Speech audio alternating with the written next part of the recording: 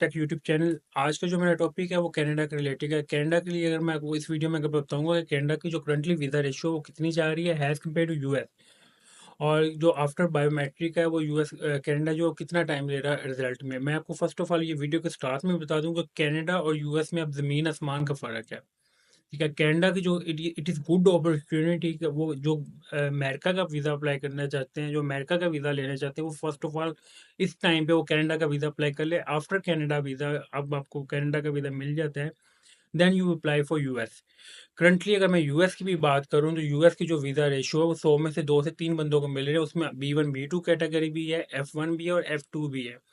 और अगर मैं कनाडा की बात करूँ तो कनाडा की जो 90% वीज़ा रेशो जा रही है करंटली, मेक श्योर उसमें सिंपल सी डॉक्यूमेंटेशन। अब मेक श्योर इसमें डॉक्यूमेंटेशन ऐसी नहीं है कि अगर आपको इसमें किसी कंसल्टेंट या एजेंट की ज़रूरत हो।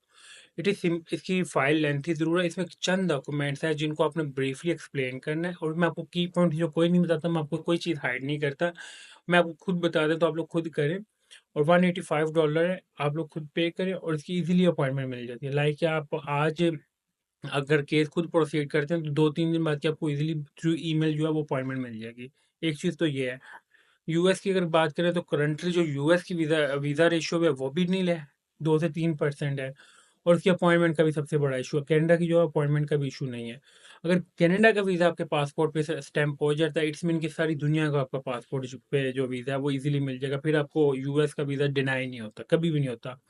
अगर यूएस का वीज़ा लग जाता है देन आपका कनाडा का डिनाई नहीं होता। मैं ये कुछ चीज़ें हैं जो मैं आपको ब्रीफली एक्सप्लेन करता हूँ। इसके लिए कौन कौन से डॉक्यूमेंट्स रिक्वायर्ड है मैं वो भी बता देता हूँ। आफ्टर बायोमेट्रिक जो 17 to 20 वर्किंग डेज में जो है करंटली जो डिसीजन आ रहा है कनाडा का। ठीक है, और कि जिनकी ट्रैवल हिस्ट्री है वो भी वीज़ा ये फर्स्ट ऑफ ऑल कनाडा का वीज़ा अप्लाई कर लें has compare to you will apply for US visa. और इसके लिए कौन कौन से डॉक्यूमेंट्स रिक्वायर्ड हैं उसमें वो भी मैं आपको थोड़ा सा ब्रीफली एक वैलिड पासपोर्ट, आपका पासपोर्ट की पिक्चर आपने स्कैन करके अपलोड करनी है। इसमें और यूएस में सिर्फ फ़र्क ये है कि उसमें डॉक्यूमेंट्स अपलोड नहीं होते यूएस में, इसमें डॉक्यूमेंट्स अपलोड होते हैं। इसमें आपका एक वैलिड पासपोर्ट होना चाहिए, देन सीएनआईसी। ये भी 100 पर, अगर आपको अबव 80 है, 18 ईयर ओल्ड है, तो आपका सीएनआईसी भी आपके पास होगा। ठीक है, आपने सीएनआईसी को भी स्कैन फ्रंट और बैक से स्कैन करके प्रॉपर्ली जो है उसको अपलोड करना है।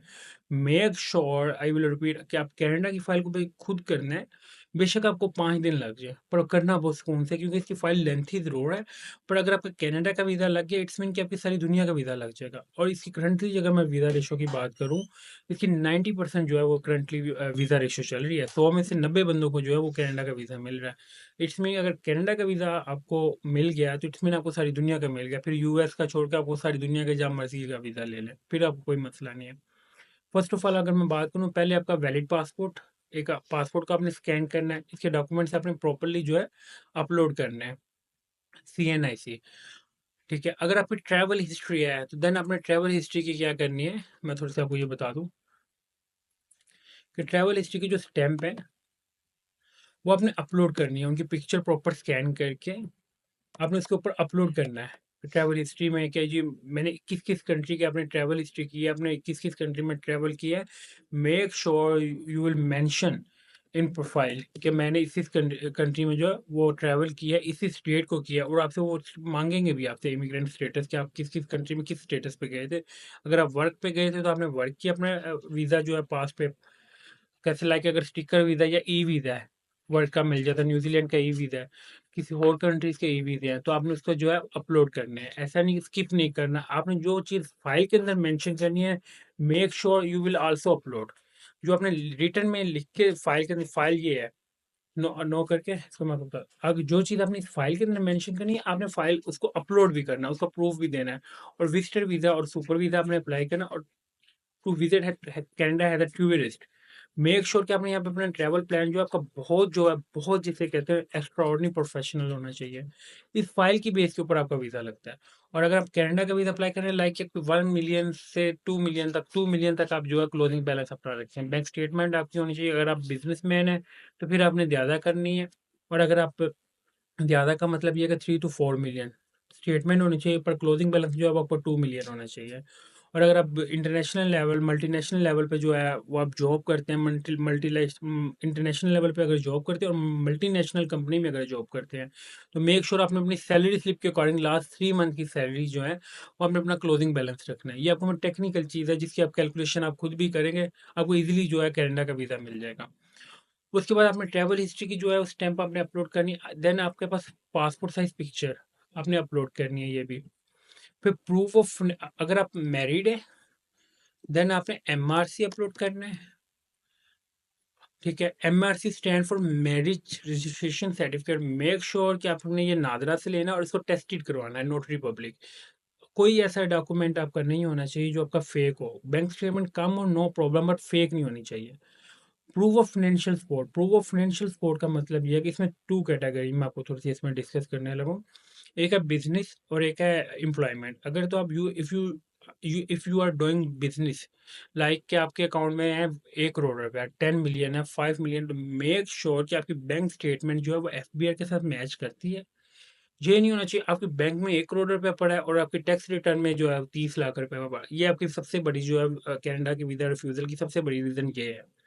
मेक श्योर कि according to your FBR tax return, bank statement और एफबीआर की जो टैक्स रिटर्न है रिसेंटली, वो मस्ट बी मैच।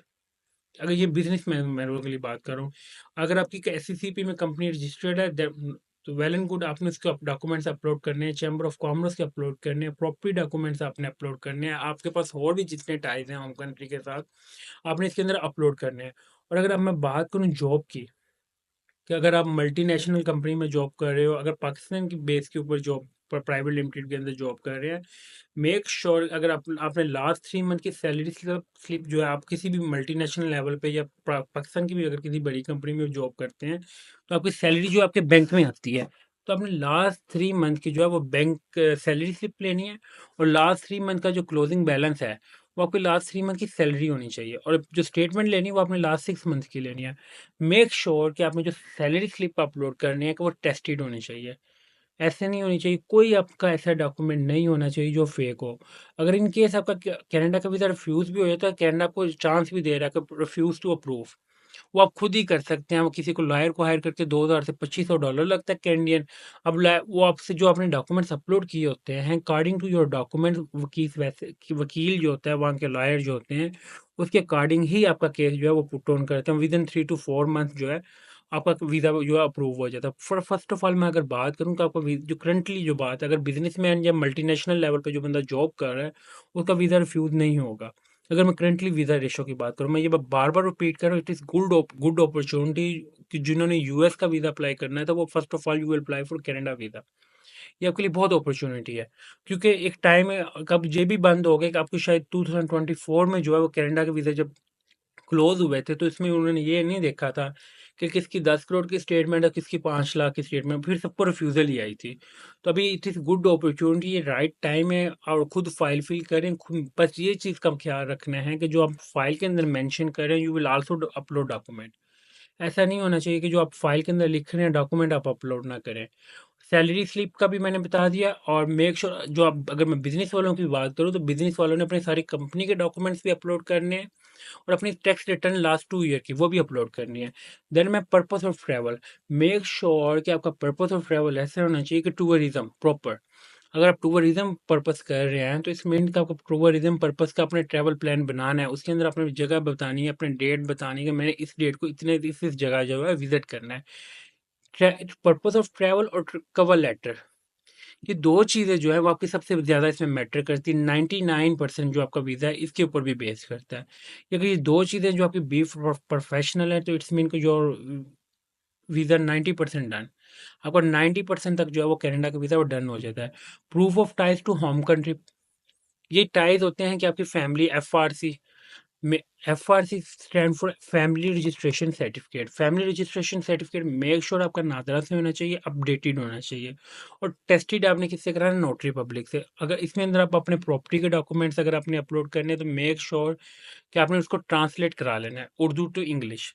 देन उसको ट्रांसलेट करा के आपने उसको नोटरी पब्लिक करा के वो भी आपने अपलोड करनी है। आपने ट्रैवल हिस्ट्री अगर आपकी है, मैंने ऊपर भी जो मेंशन किया है ट्रैवल हिस्ट्री, आपने ट्रैवल हिस्ट्री भी इसके प्रॉपर जो है आपने मेंशन करनी है, उसके डॉक्यूमेंट्स अपलोड करने हैं, और ये कवर लेटर के अंदर भी जो है आपने मेंशन करनी है कि मैं इस कंट्री में जो है मैंने पहले विजिट किया। कवर लेटर मेक श्योर कि आपको 4 to 5 पेजेस का होना चाहिए।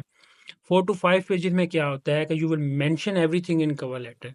ये आपको कोई चीज़ें नहीं बताएगा कि और ये मैं आपको एक वो ट्रिक बता रहा हूँ जिसमें आप लोग घर बैठ के खुद वीज़ा ले सकते हैं। इसमें आपको किसी एजेंट या कंसल्टेंट की ज़रूरत नहीं है। कनाडा के प्रोसीजर में किसी किस्म का प्रोसीजर में आपको ना अपॉइंटमेंट के लिए किसी एजेंट को ज़रूरत होती है, ना फाइल के लिए किसी को ज़रूरत होती है, ना फीस पे करने की ज़रूरत होती है। और आफ्टर बायोमेट्रिक जो है 17 से 20 डेज के अंदर जो आपको जो है डिसीजन आ जाता है। मेक श्योर कि ये 2 डॉक्यूमेंट जो है ना, पर्पस ऑफ ट्रैवल और कवर लेटर, ये आपका बहुत एक्स्ट्रा ऑर्डिनरी जो है वो प्रोफेशनल होना चाहिए। ये उन्होंने सबसे ज़्यादा जो रीड करना होता है वो कवर लेटर करना होता है, क्योंकि कवर लेटर के अंदर आपकी सारी प्रोफाइल होती है, उसके अकॉर्डिंग वो डिसीजन करते हैं। ये मैं प्रॉपरली जो है मैं आपको बता देता हूँ। ये 2 डॉक्यूमेंट जो है मेक श्योर कि आपने इतने प्रोफेशनल वे में करना। बेशक इन डॉक्यूमेंट्स में आपको 1 वीक क्यों ना लग जाए तैयार करने में, प्लेजरिज्म नहीं होनी चाहिए। खूब टाइप करें और उसमें प्रॉपर एक प्रोफेशनल वे में अपना ट्रैवल प्लान बनाएं, अपना कवर लेटर बनाएं। You will mention everything in cover letter. ये 2 डॉक्यूमेंट जो हैं ये बहुत ही इंपॉर्टेंट डॉक्यूमेंट है, मैं आपको बार बार बता रहा हूँ। फिर अदर सपोर्टिंग डॉक्यूमेंट्स में आपको जितने भी अदर टाइज हैं होम कंट्री के साथ, लाइक आप बिजनेस फर्दर कर रहे हैं, आपको बिजनेस के साथ जॉब कर रहे हैं, you will mention everything. Other supporting documents में आपने होटल बुकिंग भी आपने मस्ट ऐड करनी है, आपने टिकट रिजर्वेशन मस्ट ऐड करनी है। ये कुछ चीज़ें हैं जो आप लोगों के वीज़े की जो है 99% चांस बनाती हैं। और मेक श्योर कि अगर कनाडा का वीज़ा लग गया तो देन इट्स मीन कि आपका सारी दुनिया का वीज़ा लग गया, आपके पासपोर्ट की जो है वैल्यू हो जाती है। I will repeat again and again कि आप कभी भी अगर कंपैरिजन करेंगे, यूएस की निस्बत जो है वो कनाडा का वीज़ा ज़्यादा लग रहे हैं। 90% तक जो है, 100 में से 90 जो है वो वीज़े लग रहे हैं, 90। I will repeat again and again, it is good opportunity. एक टाइम आना कनाडा के वीज़ा भी जो है वो क्लोज होने, जैसे 2024 में हुए थे। देन आपके पास कोई ऑप्शन नहीं रहना, ये अब राइट टाइम है। You will apply for right away और खुद करें। इसमें कोई ऐसी चीज़ नहीं है जिसमें आपको किसी भी एजेंट या कंसल्टेंट या मेरी भी किसी किस्म की आपको हेल्प चाहिए हो। अगर फिर भी आप लोगों को इशू आ रहा है, देन यू विल कमेंट। मैं इसमें आप फिर आपको फर्दर आपके अकॉर्डिंग टू योर कमेंट जो है ना, मैं आपको उसके वो आपकी प्रॉब्लम के ऊपर वीडियो बना दूंगा। मेक श्योर करना है कि चीज़ें आपने खुद करनी है, इसमें कोई ऐसी चीज़ नहीं है जो आप लोग खुद नहीं कर सकते। कैसे यूएस में तो चले इशू आता है अपॉइंटमेंट का, इसका अपॉइंटमेंट का भी कोई किसी किस्म का इशू नहीं है, इसकी फीस का कोई इशू नहीं है। और करंटली अगर बात करें तो इसकी ट्रैवल हिस्ट्री जो है वो आप लोगों की मैटर करती है थोड़ी सी। अपने ट्रैवल हिस्ट्री है तो then you will apply bank statement. आपने जो मेक श्योर करनी है, जो मैंने कुछ चीज़ें बताई, इनको फॉलो करके आप लोग अपना खुद वीज़ा अप्लाई करें विद इन आफ्टर बायोमेट्रिक, जो with in 70 to 20 working days में इंशाल्लाह आप लोगों का वीज़ा जो है इजीली अप्रूव हो जाएगा, किसी बगैर किसी एजेंट के। थैंक यू फॉर वॉचिंग लीदा शटक यूट्यूब चैनल को सब्सक्राइब लाजमी करें ताकि आपको मैं डेली बेसिस के ऊपर जो है ऑल अदर कंट्रीज़ की भी जो है अपडेट दे सकूँ। Thank you for watching. अल्लाह हाफिज़।